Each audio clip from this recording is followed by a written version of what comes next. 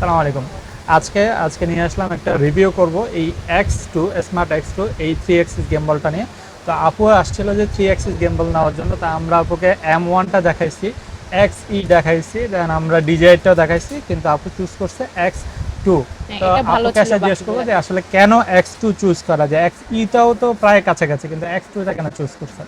আচ্ছা, সো ওইটার থেকে এটা আমার কাছে একটু বেটার মনে হয়েছে, কারণ অপশন এটাতে আমার কাছে বেশি মনে হয়েছে। আর হচ্ছে এটা zoom in zoom out focus করাটা এটা বেশি ভালো মনে হয়েছে। আচ্ছা, X2টা আসলে হচ্ছে এটা X এর আপডেট ভার্সন, ঠিক আছে? তো আমরা এটাতে কিছু এক্সট্রা ফেসিলিটি পাচ্ছি। তো আমরা দেখবো যে আসলে এটা চালাই কীভাবে এবং এটা ফেসিলিটিসগুলো কী কী। প্রথম হচ্ছে যে এখানে আমাদের পাবো পাওয়ার বাটন।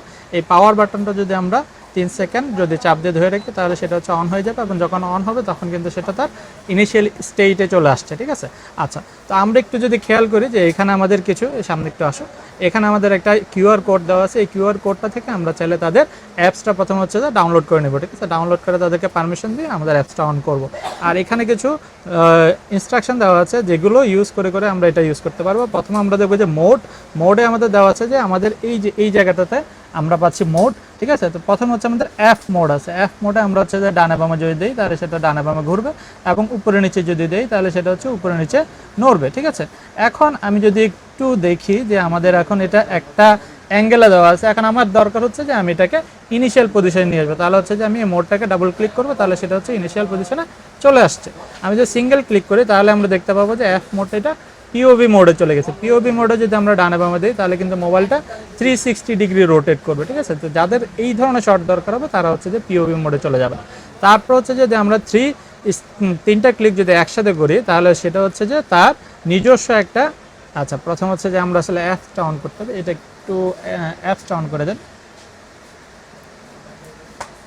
আচ্ছা, আচ্ছা, প্রথম হচ্ছে যে আমরা একটু দেখাই দেবো যে এই যে আমাদের অ্যাপস, একটু সামনে আসো।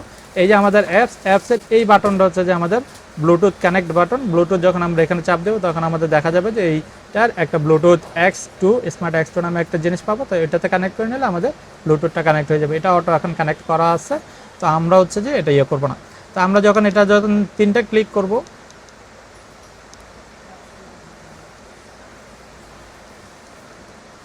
এই যে তিনটা ক্লিক যখন করবো তখন সেটা হচ্ছে ডিএম মোডে চলে যাবে। সেটা হচ্ছে একটা সুন্দর করে একটা শট আমাদের জন্য অটোমেটিক্যালি সেটা নিয়ে নেবে, ঠিক আছে? যদি আমাদের এই ধরনের শট দরকার হয় তাহলে আমরা হচ্ছে যে অ্যাপে এই ডিএম মোডে যাব, যে হচ্ছে যে এই শটটা আমরা নিতে পারবো। আচ্ছা, যদি এটা শেষ হয় সেটা কিন্তু আবার ইনিশিয়াল পর্যায়ে চলে আসবে। এই যে এটা কিন্তু ইনিশিয়াল চলে আসছে, ঠিক আছে?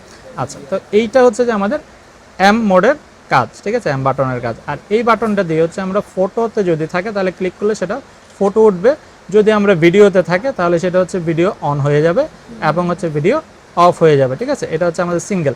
এরপরে যদি আমরা দেখি যে এটা যদি আমরা ডাবল ক্লিক করে এটা সুইচ করবে ব্যাকগ্রাউন্ড, এবং ট্রিপল ক্লিকে হচ্ছে যে আমাদের ক্যামেরা সুইচ করবে, ঠিক আছে? তাহলে আমরা যদি ডাবল ক্লিক করি এটা, ঠিক আছে, তাহলে হচ্ছে যে আমাদের এই রোটেশনটা চেঞ্জ করতেছে, হরিজন্টাল থেকে ভার্টিক্যাল যাচ্ছে, ভার্টিক্যাল থেকে হরিজন্টাল যাচ্ছে, সেটা হচ্ছে এই মাইনাস বাটনটা কাজ। আর যদি আমরা তিনটা ক্লিক করি তাহলে এখন ব্যাক ক্যামেরা ছিল, এখন এটা ফ্রন্ট ক্যামেরাতে চলে আসে। আবার যদি আমি তিনটা দিই তাহলে সেটা আবার ব্যাক ক্যামেরাতে চলে যাবে। এটা হচ্ছে আমাদের ট্রিপল ক্লিকের কাজ। আর আরেকটা কাজ হচ্ছে সেটা হচ্ছে আমাদের বেশি দরকার হয় যে সেটা হচ্ছে স্মার্ট ফেস ট্র্যাকিং, ঠিক আছে? এটাতে ফেস ট্র্যাকিং করা আরও সহজ করে দিচ্ছে। যে এই বাটনটা যদি আমি আমি যদি এই বাটনটা ধরে রাখি তাহলে হচ্ছে যে আমাদের ফেস ট্র্যাকিংটা অন হয়ে যাবে। এখন কিন্তু এটা ব্যাক ক্যামেরায় আছে এবং আপুকে কিন্তু ফেস ট্র্যাক করতেছে। সেটা হচ্ছে এই যে এই বাটনটা যদি আমি ধরে রাখি তাহলে সেটা হচ্ছে ফেস ট্র্যাকিংটা অন হয়ে যাবে। এখন আপু যদি একটু নাড়াচাড়া করেন তাহলে দেখেন আপনারা যে এটা কিন্তু ওনাকে স্মুথলি নিচ্ছে। এমনকি যদি উপরে নিচেও যদি উনি ওঠেন তাহলে সেটা কিন্তু ওইভাবে এটাকে নিয়ে নেবে, ঠিক আছে?